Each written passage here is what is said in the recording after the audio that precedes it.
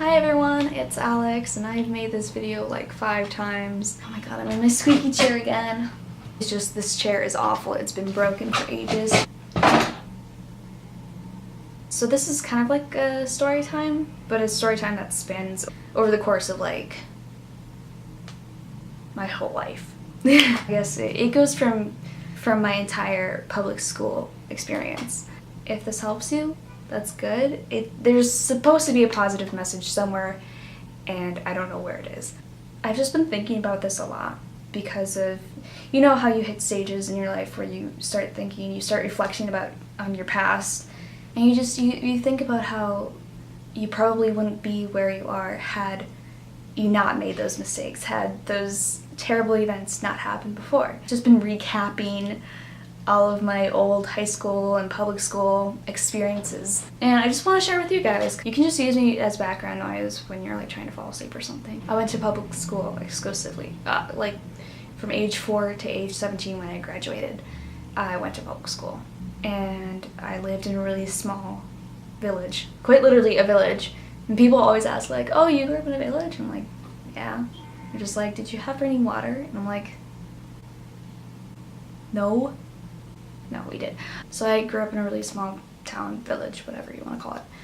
And the elementary school was one separate building, preschool to like 6th, 7th grade. And then middle and high school were all in a different building, just like down the street or something. I remember this one girl I made friends with when I was 5. We both had the same snow hat. I remember it so specifically. It had 3 different little snowflakes, and hers was just a different color. Like mine was like navy blue and hers was like purple or something. And I remember we became best friends for the day because we had the same hat. I'm sure she doesn't remember, but it was just, it's one of those things I was like, crosses my mind sometimes, like, oh, cute. I kind of wish that that's still how people meet friends. But throughout elementary school, like, progressively went on, and I started kind of feeling like dumber than the other kids. A lot of kids would go, like, they went through this phase where they bragged a lot. I just wasn't really raised like that. My parents, like, they raised me not to really talk about your current situation. Like, if it's great or if it's terrible, just don't talk about it. Like, if somebody asks how you're doing, just say good and move on. They probably taught me that because when I was a kid, I loved talking. And there's just some things that, like, you don't want your kid to talk to strangers about. There was a lot of kids, they'd be like, "Oh, my dad does this, my brother does that. My mom says I'm the prettiest, my mom says I'm the smartest, blah, blah, blah." I remember in math class specifically when I was in 5th grade, I felt like I was falling behind because I didn't hate the teacher. I hated the teacher. I could not learn from him. You'd read through the textbook, write it on the board, wouldn't really explain what he did, and just be like, okay, now do what the textbook says. Like, open study for the next 30 minutes or whatever.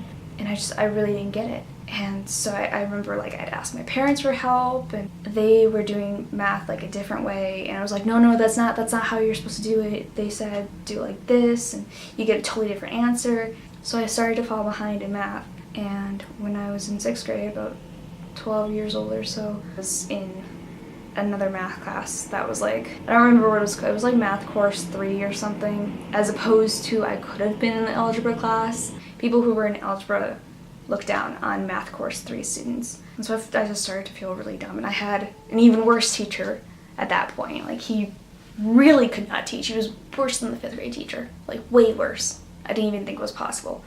And then, like, all this, like, social stuff started happening. So my friend, I had a very close friend at the time, she started getting really concerned about weight. Diet was a huge thing. You should watch what you eat. You should be careful. You could stand to lose some weight. Just things like that were starting to come out at 12. My mom said that I was a late bloomer, which I totally was. Like, I was 18 when I got my boobs. Also, mentally, I think I was a late bloomer, if that's possible. People started worrying about weight and looks, and I remember being so ecstatic that it was like 86 pounds. Looking back on it, it's not something that I should have cared about. Like, I should have just cared about being a kid and doing well in school and coming home and having fun. 7th and 8th grade, I started to get chunky. I started to have my baby fat stage, like my blowed out stage. And I was pudgy, and people would always talk about it. That's when people started to make fun of me in middle school. People would always just, they wouldn't even call me by my name. They'd call me just random things. Sometimes they'd call me some weird amalgamation of like my last name plus an insult. They just had things that got to me. And the friend that I had who was worrying about her weight, she distanced herself from me. And I was starting to feel really alone because 1, I was fat. 2, I was like I was just super pale kid. Everybody was starting to get like really, really into looks like, oh, she just had her glow up, you know, like that's when this chair. That's when everybody was like starting to go through their glow up phase. Everyone was starting to. You'd be gone over the summer, you'd see them the next fall, and they'd be like, I got contacts and braces. And like now they're just this totally different person. I was one of the last people for puberty to hit. Like I was chunky in 8th grade, which I was 13 at that point. I felt stupid still because I was, from math course 3 and on, I was like always in a lower math class because I could never catch up. I could never skip a math class. I was always just playing catch up at that point. I got to know my fellow remedial students. I never smiled with my teeth. I was so self-conscious of them. They were just, they were messed up. And that's as far as I'm gonna say with that, because that was my biggest insecurity. And everyone was so pretty and like so like mature, you know. Everybody was starting to talk about boys and things that you do with boys, stuff like that I didn't really understand, nor I was really interested in. I was a late bloomer, as my mom would say. They used to throw paper at me because I loved reading and I loved learning different languages. Make fun of me, and like I remember girls would be like, you don't even have boobs. And I'm like, I don't even want boobs. So the next year when I was 14, very first time I ever had a computer. It was kind of still a community computer, but I kept it in my room. And I felt so cool. Like I had the internet at my fingertips. Then I started researching subjects that weren't great. Pro-ana websites. I took tips from those pro-anorexia websites, and I slowly reduced my caloric intake, kept reducing it down to like, I think my lowest was about 500 calories a day.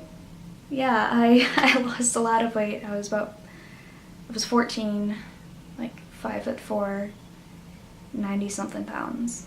And it wasn't as skinny as a lot of people on the pro-ana websites. Every day I was like, oh, I can be skinnier, I can be skinnier. Skinny equals pretty. Skinny does not equal pretty. Anorexia does not equal pretty. Anorexia equals twitching leg cramps, hair falling out, tired all the time, metabolism starting to fail. It was terrible. 14 and 15, I was very skinny. And I loved the attention that I was getting when people were like, oh my god, you're so skinny, I could pick you up with one hand. And people would literally pick me up, just toss me on their back. They're like, you're so light, oh my god. I loved that attention. It's because it was attention that, like, I had control over something that other people made me feel like I had no control over. Because you compare yourself to people in magazines, and you're like, I don't look like that, but I should. That's what I should look like. And they're just totally unrealistic beauty standards that you indulge in. And you do everything you can to make yourself look more like the pretty and popular and successful people in life look. So when I was 15 and 16, I was going through that. People still bullied me because then I was learning Japanese on my own. I loved J-pop and Visual K, and like there was a sound, there was a funkiness to it that a lot of American pop at the time didn't really have, and people made fun of me for that. People made fun of me for still my face. And just like, I was very shy. I was not social at all. Like, people would be like, oh, what do you do outside of school? I'm just like, nothing. I tried to do like volleyball and sports like that, and I hated the team so much. So then I nixed that. And then like they're just like, so what do you do after school? And at that point I didn't do anything after school. And I'd be like, oh, I go home and do homework and yeah, play video games. And they're like, oh my god, lame. Wow, that's so lame. You have no life. little did they know that behind the scenes, when I'd come home, I had a lot of other personal things to take care of, but they didn't have to know. So then when I was 16, I was feeling comfortable in school. School's not hard. School is actually really easy at that point. I never studied. Still got pretty good grades. I was always late to school. And that's because I really hated going to school. I didn't want to deal with those people. I thought the longer I procrastinate, the longer I put this off, the longer I stay in bed, maybe it'll all go away. It didn't. I still had to go to school.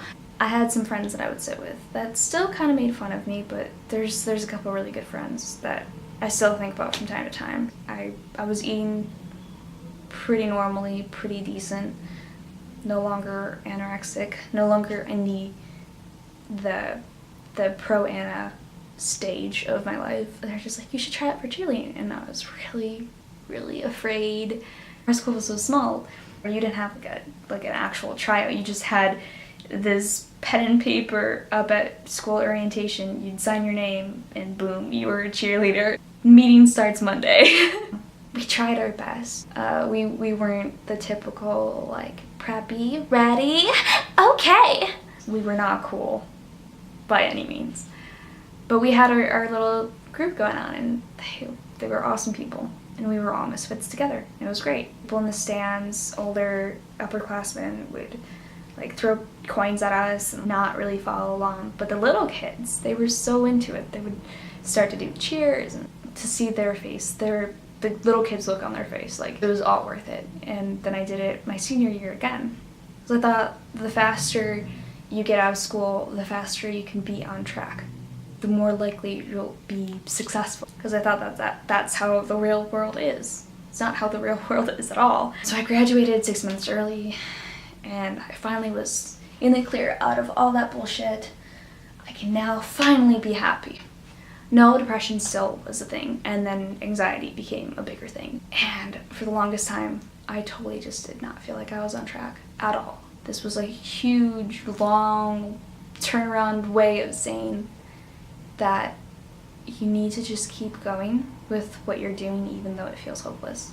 There were so many times in school when it felt like endless. It felt absolutely endless. You wake up, you don't want to go. You deal with shitty people. You come home. What's the point? The point is that you make it through those times so you can really appreciate the good times. And some people peak in school, and some terrible people peak in school, and it's kind of fun to watch them after high school, because when you're out and you're doing your own thing and you have not yet peaked in life and they're already on their way down, wish them the best in life, but it's kind of fun to watch. People who said that they would do things and be better than you, people that made you feel so crappy about yourself, are now like, what are they doing? They're still in the same place, still doing the same thing, just to other people. So they don't get the chance to grow and expand, and that sucks. I feel like the misfits, the underdogs, the people who do get bullied or feel really crappy about themselves, there's so much more lying on the horizon. There's so much more. It may be a day, a bad day, it may be a bad week, bad month, bad year, couple bad years, but you get through it. When you stick through it and know that there's a light at the end of the tunnel, that you cannot give up. And it sucks when you feel like you're the only person that believes in yourself, and even then you're like, well, I'm my own enemy. And this sounds harsh, but you're your own best friend. And only you can really continue. I mean, you have everything at your hands. You have the world at your fingertips. You can continue and be as great as you want to be. I know it. I believe in you. Anybody has the capability to be amazing and successful as they want to be. What lies beyond those crappy times that is so worth living for. Like right now, I'm happy. I get to do what I love. I get to act. I get to model. People who used to call me fat and disgusting and nerd and, oh, she's so weird and you're so not funny, you're so stupid, whatever. They look at my photos on Instagram now and they like them. Or they go to my website, they look at my portfolio, they like them. Like, oh, good job, Alex, way to go. Really? Where was this version of you 5 years ago? But people change and people grow and people mature. They may be bullies now, but they're gonna mature and they're gonna grow. And they might peak in high school. That might be the best of their lives, but you just keep going. There's no right place in life. It's not a contest. It's not a race. You know, if you feel like you're falling behind, you're not. Trust me. I meet people in this industry every day, 60-year-olds that are just getting started. And that's great. There's no set place that you have to be. As long as you're happy, that's what matters. And that's where you should be. When times get rough, this sounds so cheesy. You really need to believe in yourself. Because you can make it through. And you can make it so much better. Promise, things get so much better. And then sometimes, you know, life's a roller coaster, so sometimes when they get really good, then it's like, ooh, shit. But then they get really good again. It's those moments where they get really good that you have to look forward to and you have to think ahead to. Because those great moments, when they happen, they're really great. Sometimes those bad moments, when they happen, they're really bad. But you just need to believe in yourself and understand that you can make it through anything.